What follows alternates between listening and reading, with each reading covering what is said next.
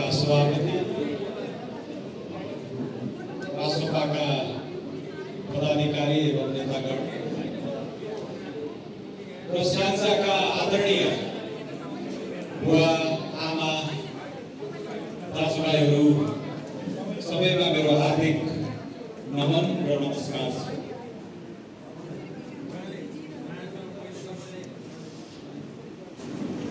आदि खोला उर्लेर आयो, आउने थिएन मायाले बोलायो भने जस्तै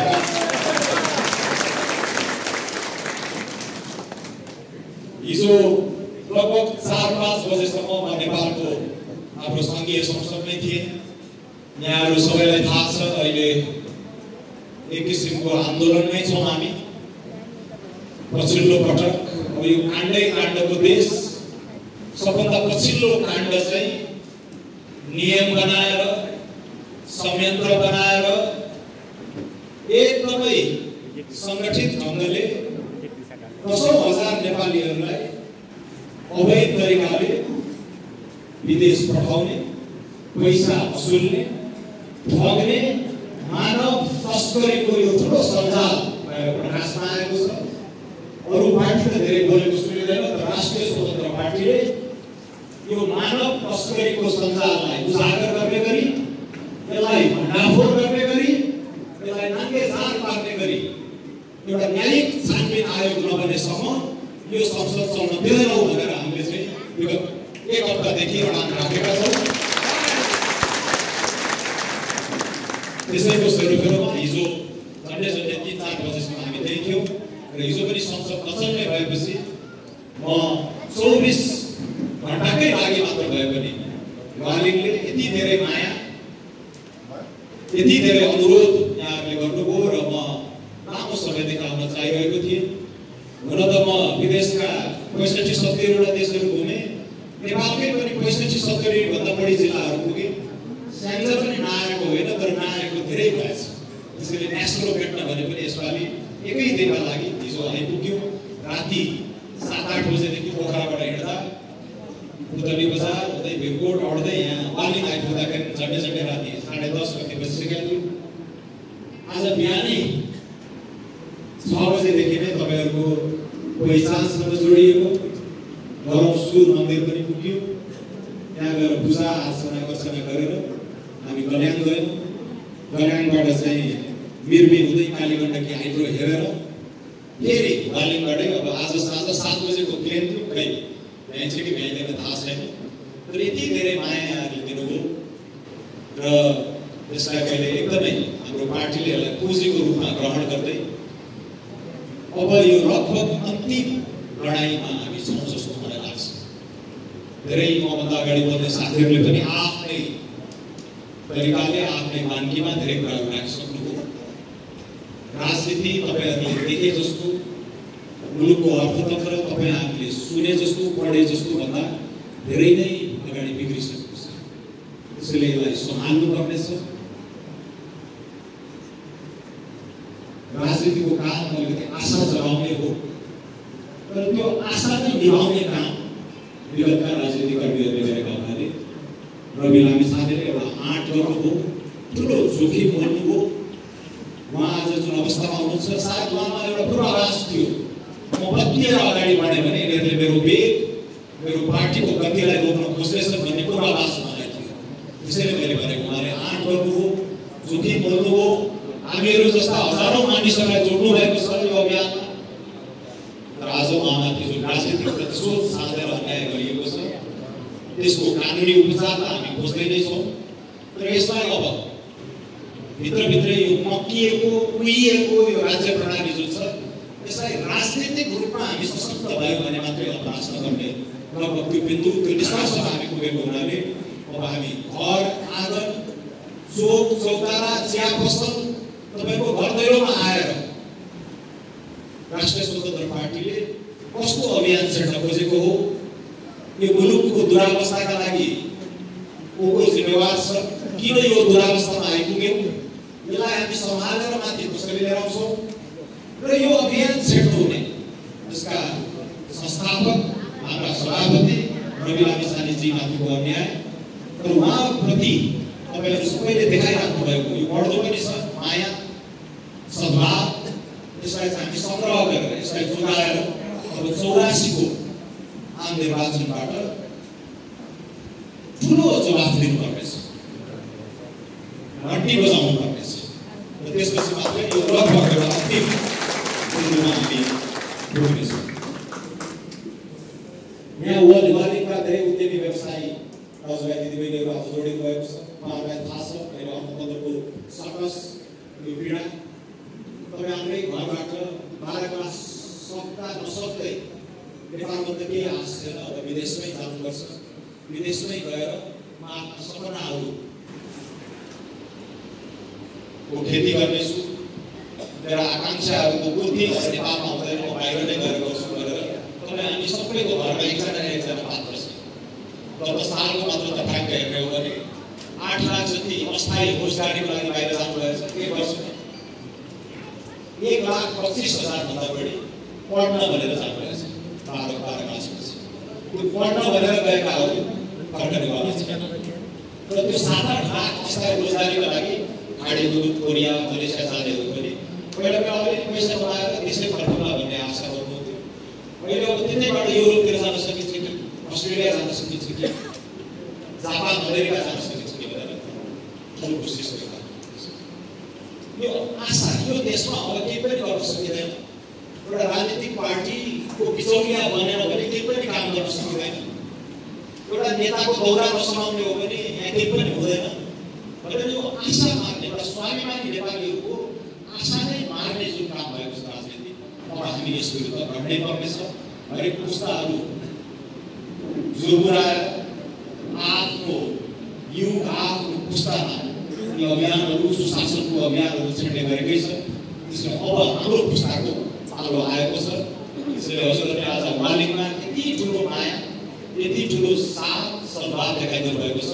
मलाई लाग्छ यहाँको ऊर्जा यहाँको यो पुँजी एउटा तरङ्गको रूपमा अब देशव्यापी रूपमा जानेछ। त्यसैले कुनै बेला लोकतान्त्रिक आन्दोलनका धरोहर विश्वेश्वर प्रसाद कोइरालाले स्याङ्जा आएर लोकतान्त्रिक संगठन कस्तो हुनुपर्छ स्याङ्जा गरेर हेर्नु भनेर भन्नुभएको थियो पहिला। अब हामीले पनि भन्न सक्छौँ घन्टी बजे थालेको कसरी भन्छ स्याङ्जाबाट सिक्ने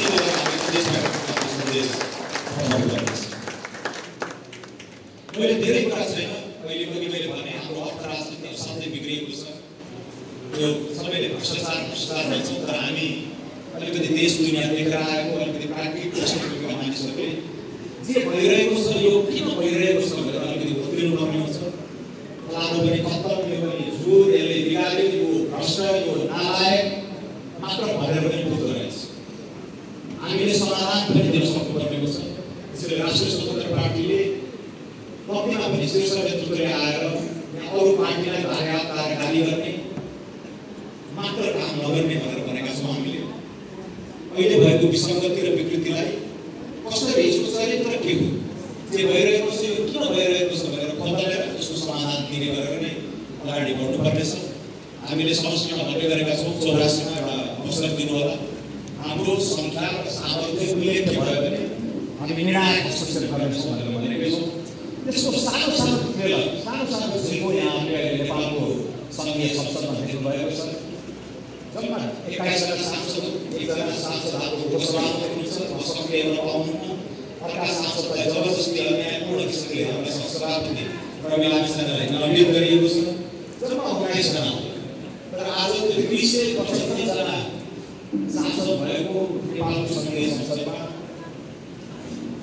सरकारलाई राखराख पार्ने विधेयकमा छलफल गर्ने जनताका मुद्दाहरू उठाउने बडो तयारीका साथ विज्ञहरूसँग सरसल्लाह गरेर एउटा विश्वविद्यालयले गएको जस्तो हामीले 26 वर्षको कान्छी सांसद निशा गान्धीदेखि लिएर विद्यालय छोड्ने भएको हुँदै एकदम पाको अनुभवी प्राध्यापक डाक्टर चन्द्र कार्कीसम्म आज सबैलाई नेपाली जनताले चिन्ने हुँदैछ।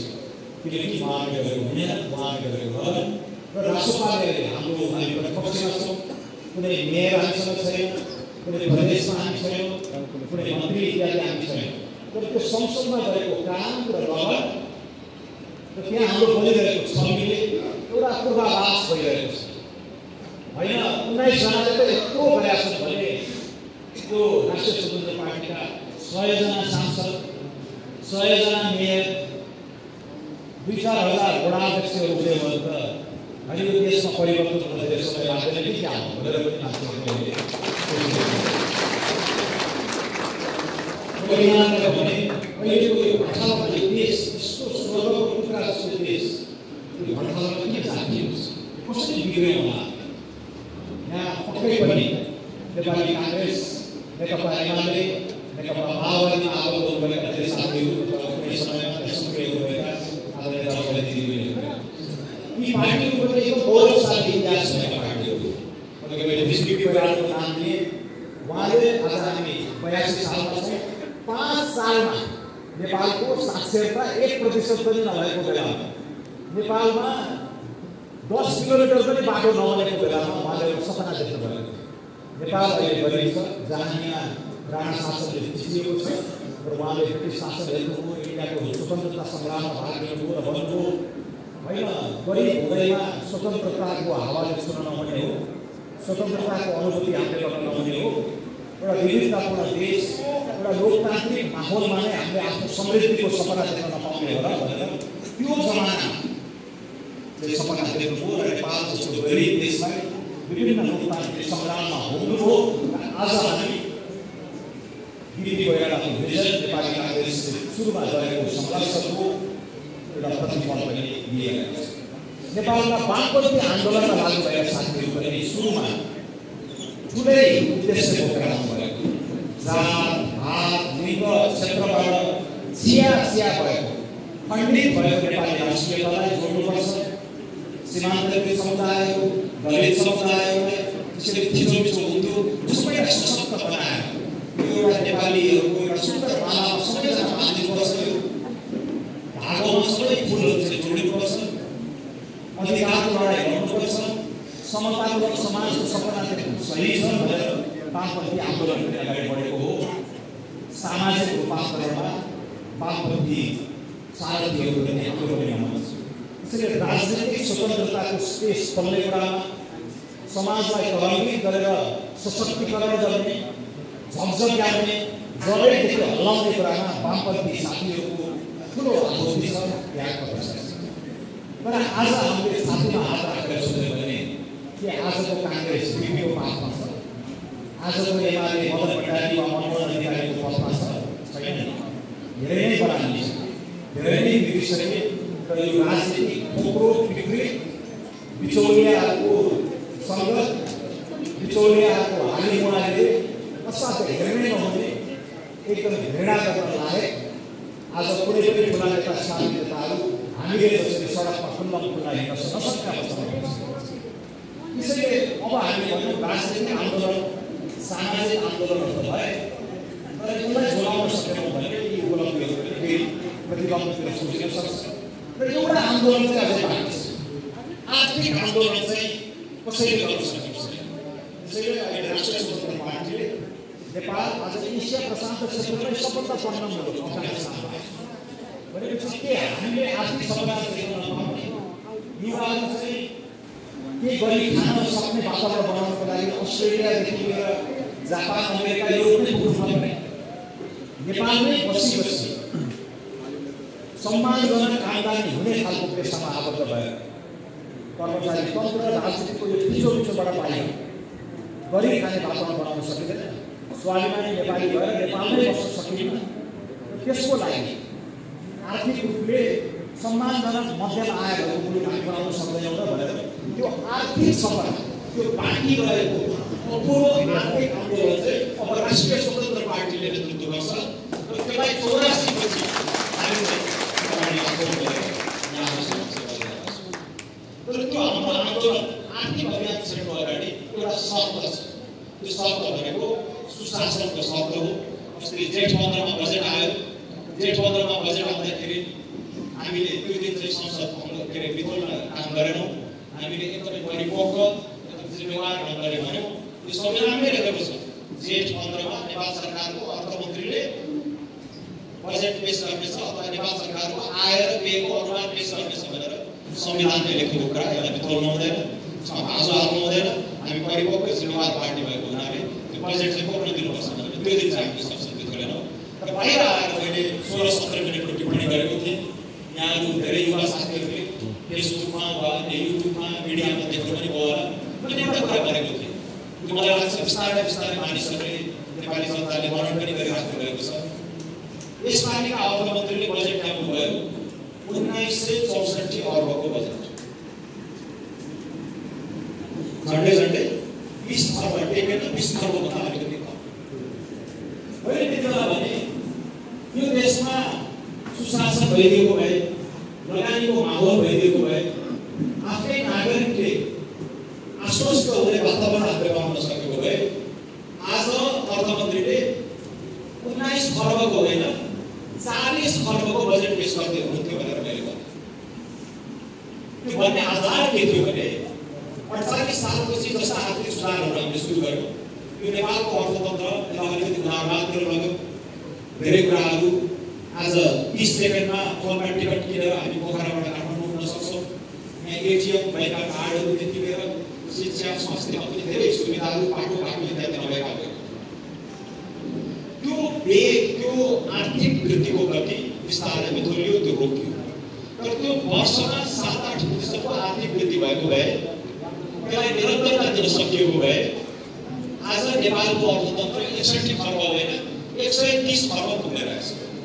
र नेपालको अर्थतन्त्र 130 खर्ब पुगेको भए आज अर्थमन्त्रीले झन्डै 40 खर्बको बजेट ल्याउन सक्ने अवस्था हुँदैन। र यसरी सानो रोटीमा लुसाछुडी गर्नुपर्ने अवस्था हुने थिएन।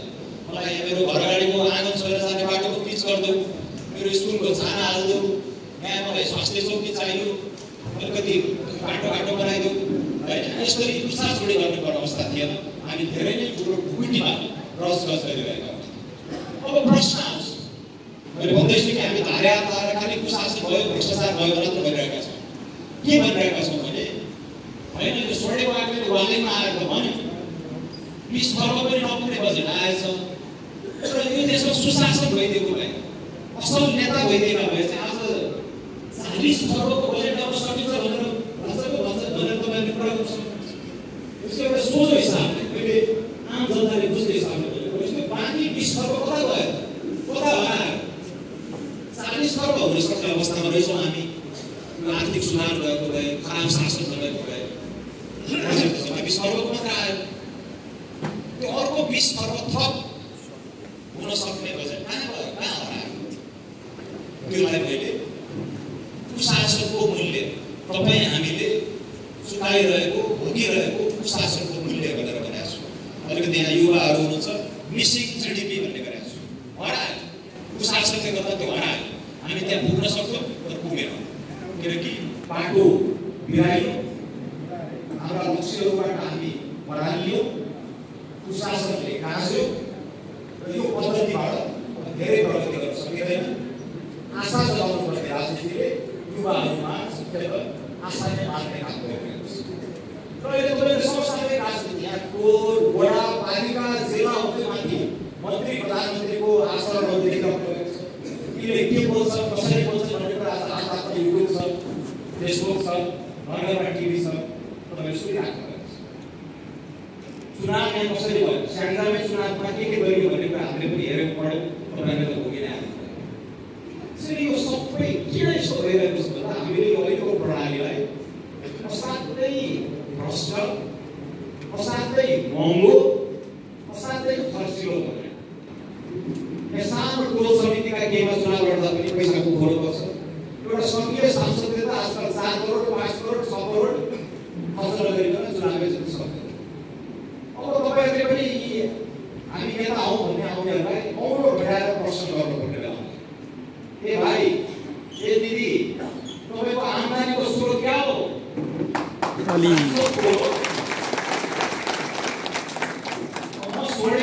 मेरो महिनाको तलब पनि 66,000 रुपियाँ, शेरबहादुर देउवाको तलब पनि 66,000 रुपियाँ, यतैबाट जितेर गएका हुन्काले धनराज गुरुको पनि 66,000 रुपियाँ। तर उनीहरूको तामझाम, उनीहरूको चुरीखोरी हेर्नुहोस् त, जिल्ला आउँदाखेरि अगाडि 10वटा गाडी, पछाडि 10वटा गाडी, प्रहरीलाई दुःख दिएको छ, स्पोर्टिङ चाहियो भनेको छ, सुरक्षा चाहियो भनेको छ, 7 बजेपछि जलपान गर्नु पर्यो भनेको छ, 20-30 मान्छे लिएर हिँडेको छ। एकचोटि जिल्ला आउँदा यिनीहरूले 2 लाख 4 लाख 6 लाख 10 लाखसम्म खर्च गर्छ र 1 महिनामा यिनीहरू 5 दिन 10 दिन बाहिर जान्छ काठमाडौँ। कहाँबाट आइरहेको छ यो पैसा?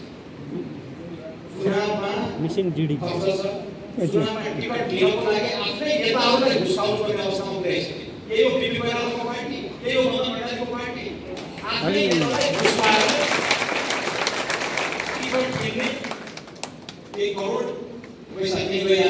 आज चुनाव जित्यो, हारिन्छ कि जित्छ थाहा हुँदैन, त्यसैले जित्नको बल गर्नु पर्यो भनेर अर्को 2-4 करोड खर्च गर्यो।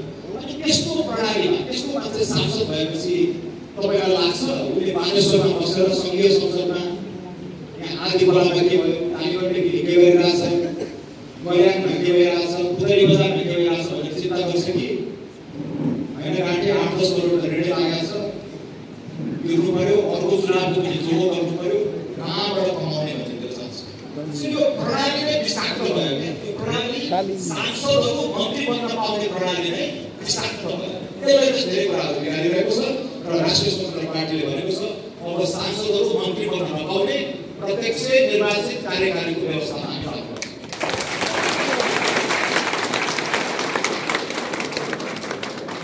यो सङ्घीय सांसदले मैले अघि भनिहालेँ, सांसद मात्र भएर पुगेर ऊ मन्त्रीको लागि दौडन थाल्छ। कुन गुट समायो भने मन्त्री खान पाइने हो, 60-40 को भागबाट आउँछ भन्ने सबैलाई थाहा छँदैछ। त्यसपछि बल्ल बल्ल बल्ल मन्त्री हुने मौका आउला, पुगेर चाकडी गरेर वर्षौँ दुःख गरेर।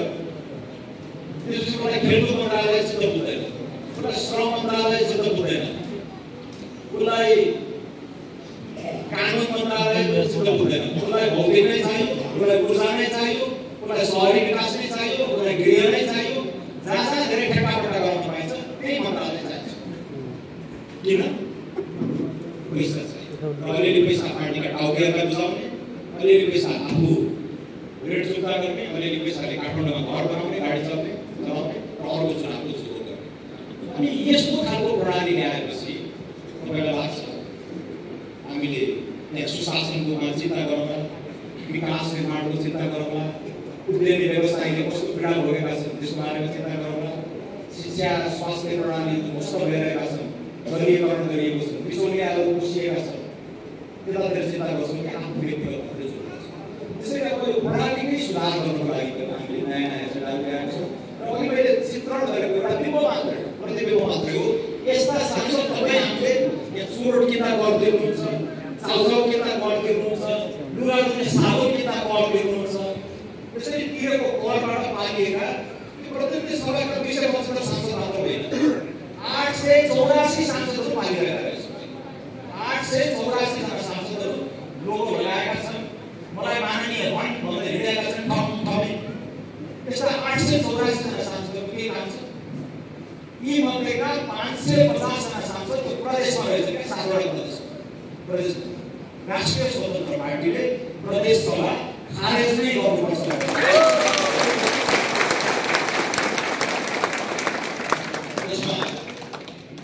प्रदेश सभा खारेज, प्रदेशहरूको अहिले पहिचानको लागि रहने तर प्रत्यक्ष रूपमा निर्वाचित मुख्यमन्त्री रहन्छ। उनले माथिको जस्तै तल 5 जना विज्ञ मन्त्रीहरू राख्छ, उसको भूमिका समन्वय गर्ने मात्रै हुन्छ। हामीले तलका 753वटा पालिकाहरूलाई अझ ठुलो अझ धेरै रकम दिने गरेर अगाडि बढाउने योजना बनाएका छौँ। यहाँ स्याङ्जामा कति तपाईँहरूको 11वटा पालिका छ क्या, 11वटा नचाहिन सक्छ महसुस गरेर ठुलो झन्डै प्रदेशको जति नै बजेट हुने खालको चाहिँ ठुला पालिकाहरू तपाईँहरूले प्रत्यक्ष निगरानी गर्न सक्ने, त्यहाँको मेयरले घर घर सम्पूर्ण आफ्नो मतदाताहरूलाई चिन्न सक्ने र क्षेत्रगत हिसाबले ठुलो बजेट खेलाउन सक्ने, नतिजाहरूले आउन सक्ने, जनताप्रति उत्तरदायी पनि बन्ने, त्यस्तो खालको परिपाटीमा हामी गएर तुरुन्तै 753बाट यो पालिकाको सङ्ख्या घटाएर 500भन्दा कममा गर्ने यो पनि हाम्रो योजना छ। राष्ट्रिय सभाको त्यस्तै रूपान्तरण गर्नेछौँ। अहिले न्यायपालिकाको विरुद्धमा धेरै कुराहरू आइरहेका छन्, न्यायपालिकाको बारेमा धेरै टिप्पणीहरू भइरहेका छन्। त्यो पनि अहिले किन यस्तो गुनासो भइरहेको भन्दाखेरि आजका न्यायाधीशहरू 20 वर्ष अगाडि हेर्नुभयो भने त्यही नेविसको राजनीति गरेर आएका, त्यही अखिलका राजनीति गरेर आएका धेरै मानिसहरूले आफ्नो विवेकको अभ्यास गर्छ। पहिला म नेविसको थिएँ, अखिलको थिएँ भनेर सम्मानित पदमा पुगिसकेपछि पनि जवाब दिने काम गर्दैनन् भन्ने हामी आम विश्वास छ। रविजीसँग मैले कागजमा कुरा गर्दा पनि उहाँले भन्नुभयो न्यायालयप्रति आशा चाहिँ छ स्वर्णिमजी, तर भरोसा चाहिँ छैन भनेर भन्नुभएको थियो। त्यसै अवस्थामा हामी पुगेका छौँ। तर न्यायालय पनि मैले सांसदहरूको एउटा प्रतिनिधित्व गरेर हामी कसरी सुधार्छौँ भनेर यहाँसँग पेश गरेको। न्यायालय पनि किन त्यस्तो कमजोर आम नागरिकको पहुँच भन्दा बाहिर बिचौलियाको बसोबास गर्ने ठाउँमा खोजेको हो कि भन्ने लागेको छ। यसको जडमा पनि के रहेछ भने यो न्यायाधीशहरू नियुक्त गर्ने न्यायालयलाई सञ्चालन गर्ने न्याय परिषदमा को बसाएर छ भने यो राजनीतिक व्यवस्था छ। त्यसले प्रधान न्यायाधीशलाई बनाउने ठुला भ्रष्टाचारका काण्डहरू छानबिन गर्नुपर्ने अख्तियारको हाकिमलाई बनाउने भनेर कसले बनाउँदैछ भने यो शेरबहादुर देउवा केपी ओली प्रचण्ड बसेर संवैधानिक परिषदबाट उनीहरूले आफ्नै मान्छेहरू खोजीबाट नाम दिँदै बनाउँदै रहेछ। त्यसपछि एउटा कुरा बुझ्नु जरुरी भयो। तलैबाट यो भ्रष्ट हुँदै बिग्रिँदै बुनिँदै पटक्कै झर्ने अवस्थामा पुगेको प्रणालीको संरक्षण गर्नलाई त्यसलाई सुधार्ने हामी आशा गर्थ्यौँ न्यायालयले सच्याइ दिन्छ। प्रहरीहरू आज भोलि नै इमान्दार भएर अलिकति काम गरिदिन्छन् कि अख्तियार दुरुपयोग अनुसन्धानले ठुला काण्ड छानबिन गरेर यी फटा बदमासहरूलाई जेल जान्छ कि भनेर त यता आयुक्तहरू यी संवैधानिक आयोगमा जाने प्रमुख मान्छेहरू त सबै दलकै स्थानीय सम्बन्धी रहेछ। अब केपी ओलीले बनाएको प्रमुख आयुक्तले केपी ओलीलाई नै जाग्दैन नि। त्यसैले यो प्रणाली पनि गलत भयो भन्ने विचार राष्ट्रिय स्वतन्त्र पार्टीको छ। त्यसैले हामीले प्रदेश सभाको सुधार, प्रत्यक्ष निर्वाचित कार्यकारी, राष्ट्रिय सभाको रूपान्तरण, संवैधानिक आयोगहरूको पुनर्संरचना, स्थानीय तहहरूको चाहिँ सुधार, यो सबै कुरा गर्दै गर्दाखेरि अब संवैधानिक परिषद, न्यायिक परिषद इत्यादिमा पनि आमूल सुधार हुनुपर्छ। र यो सबै कुरा गर्नको लागि उत्सृङ्खल भएर उत्ताउलो भएर सडकमा उभिरहनु पर्ने छैन। अहिले संविधानमा दुई तिनवटा कुराहरू छ। धारा 275ले भन्छ ठुला मुद्दाहरूमा जनमत सङ्ग्रह गराउने विचार गरेको छ।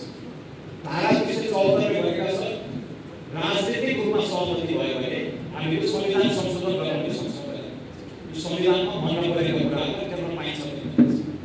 त्यसैले हामीले अहिले पाएको संविधान पनि बिग्रेर अहिलेको अवस्था सुधार गर्ने गरेर नत्र यो भ्रष्टाचार कणमा तहमा चालना गरिएको छ। अब यिनीहरूबाट सुशासनको आशा गर्न सकिँदैन र यस्तो भ्रष्ट माहौलमा नयाँ लगानी पनि आउँदैन। युवाहरूले के त्यसमा बसेर म गएर खाउँ भन्ने वातावरण नदेखेपछि उनीहरू विदेशै जाने माध्यमको अवस्थामा पुगेको कारण पनि आज कालीगढको जनविद्युत आयोजना हेरेँ अहिले नेपालमा यसको प्रति आनन्द आएको छ। तर यति हैरानी हुन्छ एउटा जनविद्युतको आयोजना पारित गर्नको लागि 7वटा मन्त्रालय धाउनुपर्ने, 24वटा विभाग धाउनुपर्ने, 45वटा प्रक्रिया पुर्याउनु पर्ने। यो भने के हो भने यो गौडामा फाइल घुमाउनु पर्ने भनेको हरेक गौडामा पैसा बुझाउनु पर्ने, घुस बुझाउनु पर्ने। एउटा टेबलबाट अर्को टेबलमा फाइल पुर्याउनुलाई पैसा नपाइकन नहुने। त्यसैले राष्ट्रपाको चाहिँ अब हामीले डिजिटल अर्थतन्त्रको कुरा गर्दाखेरि यी कर्मचारीहरूको कुनै हेर्न नपर्ने प्रणालीको कल्पना गर्न घरमै बसेपछि सबै कुरा अनलाइन, घुस भर्न नपर्ने, रिट पुर्याएको छ, कागज पुर्याएको छ भने पठाइदा अनलाइन सिस्टमबाट डिजिटल प्रविधिले सरकारी अड्डामा गएर नेतालाई फोर्स लगाएर चाकडी गरेर यस्तो विधिबाट हामी बाहिर आउनुपर्छ भन्ने यो सम्भव छ। अरू देशहरूले गरिसकेका छन्। हाम्रा पनि 60-70 लाख युवाहरू बाहिर छन्। उनीहरूले पनि हाम्रो विदेशमा भने हाम्रो देशमा किन नआउने भनेर प्रश्न गरिरहेको अवस्था छ। त्यसैले सुशासनका यी यावत आयामहरू तपाईँहरूले हरेक दिन सरकारी अड्डाहरूमा जाँदाखेरि भोग्नुपर्ने शास्तिदेखि लिएर ठुला प्रश्नहरू होइन, सांसदहरूको चाहिँ व्यक्तित्व, प्रदेश सभाको विकृति, यी शासकीय स्वरूपले राखेका सङ्गतिहरू, यी ठुला विषयहरूमा अब राजनीतिक पार्टीले मात्र सुधार्ने अभियान चलाउन सक्छ र राष्ट्रिय स्वतन्त्र पार्टीले यी विषयमा हामीले स्पष्ट कुरा राखेका छौँ। कहिलेकाहीँ भन्दा रहेछ भने यो पार्टीको नेताहरूलाई चाहिँ कहिलेकाहीँ यस्तो विचार पनि छैन, सिद्धान्त पनि छैन, आएर हो भइरहेछ हिँडेको छ भनेर अरू त आत्मिसके निरन्तर बढाएर भयो भनेर डराएको छ। के भोट पाउने भ्रष्ट भनौँ भने भर्खर आज केही गरेकै छैन, अनुभव छैन भने आफ्नो पेसामा अब्बल नाम दाम प्रतिष्ठा कमाएर आएका छन्। अस्ति एकजना विश्लेषक सौरभले भन्दै हुनुहुन्थ्यो यो घटी पार्टीलाई त कुनै बिजु पनि नचाहिने हो क्या हो, त्यहाँ त शिक्षा नीति पनि त्यही छ, पोषण नीति पनि त्यही छ, डाक्टरहरू त भालापाल छन्, अर्थशास्त्री पनि केही छन्, परराष्ट्रविद पनि केही छन्, उद्योग वाणिज्य व्यवसाय गरेर नाम कमाएका मान्छेहरू पनि केही छन्। त्यसैले हामीले चाहिँ के भोट नपाएपछि यो पार्टीको विचार छैन भनेर त्यसलाई पनि हामीले सिकिसक्यौँ। 80 सालको मङ्सिरमा जलेश्वरमा गएर हामीले चाहिँ हाम्रो पार्टीको प्रस्तावना तयार गरेका छौँ। साथीहरूले बकाइदा हाम्रो वेबसाइटबाट त्यहाँबाट डाउनलोड गरेर हेर्न सक्नुहुन्छ। अहिले राजनीति शास्त्रमा राजनीतिमा खालिएका अनि पाका पात्रहरूले ती कुराहरू हेर्न सक्नुहुन्छ। राजनीतिक आधार के, सामाजिक रूपान्तरणबारे हाम्रो धारणा के छ, परराष्ट्र मामिलाबारे हाम्रा नीति र धारणाहरू के के हुन्, संरचनात्मक विवेक र अर्थनीतिबारे यो देशलाई धनी बनाउने हाम्रो रोडम्याप के हो, त्यो बारेमा स्पष्ट धारणा राखेका छौँ। त्यसलाई एक दुई महिनाले नपुगेर गत वर्ष हाम्रो राष्ट्रिय भेला भएको थियो काठमाडौँमा असोजमा।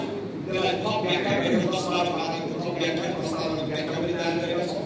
र सँगसँगै हाम्रा सभापति अरुण साईले आफ्नो राजनीतिक प्रतिवेदनमा पनि अहिले भनेका धेरै शासकीय सुधारका विचारहरूलाई यहाँ राख्नुभएको छ। र सबै कुराहरू हामीले फागुनमा हुने हाम्रो महाधिवेशन चितवनमा फागुन 7 गते 8 गते 9 गते चितवनमा हाम्रो राष्ट्रिय महाधिवेशन हुँदैछ। पहिलो ऐतिहासिक महाधिवेशन हुँदैछ र त्यहाँ यी सबै दस्तावेजहरूलाई अनुमोदित गराएर हामी चाहिँ अगाडि जाने योजना गरेका छौँ। अब अघि मैले यो राजनीतिक रीति र राष्ट्रमा आएर के बयान गरिदिँदैछ भन्ने कुराबारे एउटा सूचित गर्न यहाँलाई गइसक्यो। यो भ्रष्टाचारमा बसेर खर्चीको सिस्टममा साथै भ्रष्टाचार पैसा कमाउने इत्यादि छन्। यो संस्थाहरू पनि कब्जा गरेको कारण राजनीतिक कब्जा गर्यो र आर्थिक संस्थाहरू पनि कब्जा गरिरहेका छन्। यी सबै कुराहरू चाहिँ तपाईँहरूले बुझ्नुपर्छ र अहिलेको व्यक्तिलाई जरैबाट हल्लाएर नयाँ पात्र, नयाँ प्रवृत्ति, नयाँ पार्टी नै नआइकन यो पुरानोलाई भित्रैबाट म पठाल्छु सुधार्छु भन्ने अवस्था रहेको छैन। त्यही भएर रविलाल साथीहरूले उहाँले 7 वर्ष मिडियामा काम गर्नुभयो, तमाम व्यक्तित्वहरू देख्नुभयो होइन। टेलिभिजनमा बसेर त मैले यत्रो बोलेको घरमा यति धेरै कल्याण गर्न सक्छु, यति धेरै जनतालाई राज्यले छोड्न नसकेका जनतालाई उद्धार गर्न सक्छु, उनीहरूको सेवा गर्न सक्छु भने राजनीतिमै हाम्रोले भने त मैले धेरै राम्रो कामहरू गर्न सक्छु भनेर त्यो प्रेरणाबाट उहाँले यो पार्टी खोल्नुभयो। म पनि अमेरिकामा बस्थेँ 10 वर्ष 11 वर्ष अगाडि म नेपालमै केही गर्छु भनेर फर्केँ। धेरै साथीहरूले भन्छन् तलमा मलाई भन्नुभयो यत्रो दुःखले बेसाएर मैले गजबको जिन्दगी थियो। 1 लाखमा भनौँ न 99% भन्दा बढी नेपालीहरूले आफ्नो सपनाको जागिर भनेर चिन्ने संयुक्त राष्ट्र सङ्घ विश्व बैंक जस्तोमा वरिष्ठ अर्थशास्त्री प्रमुख आर्थिक सल्लाहकार भएर भारत, चीन, इन्डोनेसिया 10 करोडभन्दा जनसङ्ख्या बढी भएका 8-9 देशहरूको प्रमुख आर्थिक सल्लाहकारहरूले काम गर्ने सौभाग्य पाए। विश्वकै राजधानी मानिने न्युयोर्क जस्तो सहरमा बसेर काम गर्ने तर व्यक्ति एकजना बढेर केही पनि हुँदो रहेछ। व्यक्ति मात्रै बढेर केही पनि हुँदो रहेछ। त्यही नेपाली पासपोर्ट लिएर पल्टाइ गरेका छ। एउटा पढे लेखेको शिक्षित मान्छे राष्ट्रसङ्घको पासपोर्ट पनि छुट्टै हुन्छ, यो पासपोर्ट हुन्छ एउटा। त्यसरी बोकेर हिँड्दा नेपालको भएपछि पल्टाइ हेर्ने व्यापार गर्ने दुःख दिने हुन्थ्यो भने सामान्य 12 क्लास पढेर त्यति पनि नपढेर विदेशमै म रोजीरोटी गर्छु भनेर गएको नेपाली युवाहरूलाई कति अपमान हुँदो। त्यसैले आफ्नो देश समृद्ध नभएसम्म व्यक्तिगत रूपमा आफूमा सफल भएर केही पनि हुँदो रहेछ। एक किसिमको समाजले मध्य आएर भएको एउटा हैसियत बनाइसकेपछि म नेपालमै केही गर्छु भनेर आएँ। राष्ट्रिय योजनाको लामोसम्म काम गरेँ, महत्त्वको क्रममा राम्ररी काम गर्न सक्यो। तर यो सल्लाहकारी पदमा मात्र रहेर केही हुँदो रहेछ। अब यता यो अहिलेलाई जतिसुकै राम्रो सल्लाह दिएको ध्यान नदिएको छ। देश बनाउने, देश सपार्ने एजेन्डा भन्ने अरू कुन आफ्नो मान्छेलाई आफ्नो कुरोको कसलाई कहाँ सल्लाह गर्ने, कसलाई ड्युटी गरेर हँसुल्ने र आफू सत्तामा कसरी टिकी राख्ने, आफ्नै पार्टीभित्र आफ्नो स्थान कसरी बनाउने भए यिनलाई अरू कुरा गरेको चिन्ता छैन। त्यसैले मैले सोचेँ यो सल्लाहकार दिएर यो भ्रष्टहरूको सल्लाहकार बनेर त काम छैन। अब आफै राजनीतिमा हुन्छु र आफै नेता बनेर अगाडि जाने हो। हाम्रो पार्टीको धारणाहरू फरक छ। 2 कार्यकालभन्दा हामी नगर्ने, राजनीतिमा आजीवन तपाईँ टिक्नु हो भने 2का कारणले गर्नुहुन्छ। एउटा यसलाई कमाउने धन्दा बनाउनु हो भने मात्र तपाईँ यसमा लामो समय बसेर सफलता देख्नुहुन्छ। अर्को त्यो अवैध तरिकाले कमाएको पैसालाई जोगाउनु छ र जेल जानबाट जोगिएर राखेको राजनीतिमा जुनै राख्नु हामी पैसा कमाउन आएका होइनौँ। एक कार्यक्रम दुई कार्यक्रम आफ्नो पूर्व उमेर भएको बेलामा सक्रिय हुन सक्ने अवस्था रहेको बेलामा आफूले दुनियाँ देश विदेश देखेर आएको अनुभव ज्ञान आफै नेपालमा लगाउन सक्ने सक्रिय हुन सक्ने उमेरमा चाहिँ हामीले दिने दुई तीन कार्यक्रमका नबस्ने। त्यसपछि हामी पछिको युवा पुस्तालाई प्रशिक्षण दिएर विकसित गरेर हस्तान्तरण गरेर आफू मतलब देश दुनियाँमा विश्वका विश्वविद्यालयहरूमा चाहिँ पढाएर किताब लेखेर प्रवचन दिएर आफूले जानेका कुराहरू सिकाएर जाने रहन्छ। त्यो आग्रे घाटमा नजलाइन्जेल चाहिँ राजनीतिमा झोलिराख्नु पर्ने मान्छे हो कि भ्रष्टै हो यिनीहरूलाई हामीले अब राजनीतिमा ठाउँ दिनुपर्ने छैन। त्यसैले त्यही नै त्यसरी सुसंस्कृत राजनीति गर्ने र पैसा पनि नकमाउने गरेको गर्न सक्ने जति गर्ने भनेपछि किन आएको त केही लोभै छैन त एकदम साधु महत्त्व जस्तो हो त यो स्वर्णिम वाक्यहरू किन आएको यो राजनीतिमा मैले भन्ने गरेको छु। म तनहुँमा निर्वाचन हुँदै गर्दाखेरि मैले भने आदरणीय दाजुभाइ दिदीबहिनीहरूलाई मलाई एउटा लोभ चाहिँ छ। म यसरी दुःख बिर्साएको एउटा कारण चाहिँ छ मलाई केही राम्रो काम गर्न मन छ र यो राम्रो काम गरेको बापत कीर्ति फैलाएर चाहिँ गाउँबाट भन्नुहुन्छ नि तपाईँहरूले दसैँमा आशीर्वाद दिँदै गर्दा त्यो कीर्ति फैलाउने लोभ चाहिँ मलाई छ। र अहिले राष्ट्रिय स्वतन्त्र पार्टीको जुन प्लेटफर्म छ रवि लामी साथीले अघि मैले भनिसकेँ उहाँले हामी जस्ता मान्छेहरूलाई पनि आउने वातावरण गराइदिनु। म आफै सक्दैन थिएँ हेर्नुहोस् रवि लामी साथीले जस्तो 5 महिनामा नेपाली मैदानमा उत्रेर यी भ्रष्टहरूलाई ललकारेर म तिनीहरूलाई ठिक गर्छु म वैकल्पिक राजनीतिक चाहिँ मुभमेन्ट एउटा अभियान छेड्छु र तिनीहरूलाई संसदमा ल्याकाइ पार्छु भनेर त्यो ललकारेर उहाँ जसरी राजनीतिमा आउनु हो त्यो गर्ने क्षमता र आँट होला थिएन। म सक्दैन अलिअलि विज्ञ मान्छे है हाम्रो जस्तो काम पनि मिल्दैन भाषण गर्न पनि आउँदैन धेरै। तर उहाँले बनाइदिइसकेपछि हामीहरू जस्तो मान्छेहरू जोडिएर त्यसलाई थप मजबुत गरेर अगाडि लानुपर्ने चुनौती हामीमा आएको छ। मेरो अभिजीसँग हरेक दिन संवाद हुन्छ कुरा हुन्छ उहाँलाई म नियमित रूपमा भेट्न पनि जान्छु।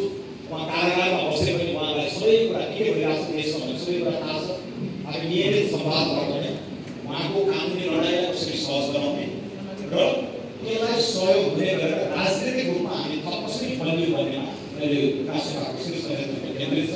सबै कुरा तपाईँलाई भन्न मिल्दैन कति कुरा रणनीतिका कुरा छ कति कुरा लोकनीतिका कुरा छ र हामी आशा गर्दैछौँ अब एक हप्ताभित्र विचार दिने अभिजी चाहिँ धन्यवादको त्यो गर्मीबाट काठमाडौँ सक्नुहुनेछ र हामी बिचको संवाद अझ घनीको रूपमा बाँकी नै छ र 84मा हामी कसरी सफल गर्ने निर्वाचनलाई कसरी सफल बनाउने रणनीतिबारे चाहिँ अझ तयारी गर्न अब रविजीको प्रसङ्ग आइहाल्यो। मैले दुई तिनवटा कुरा हाम्रो बारेमा पनि राख्न लागेको छ।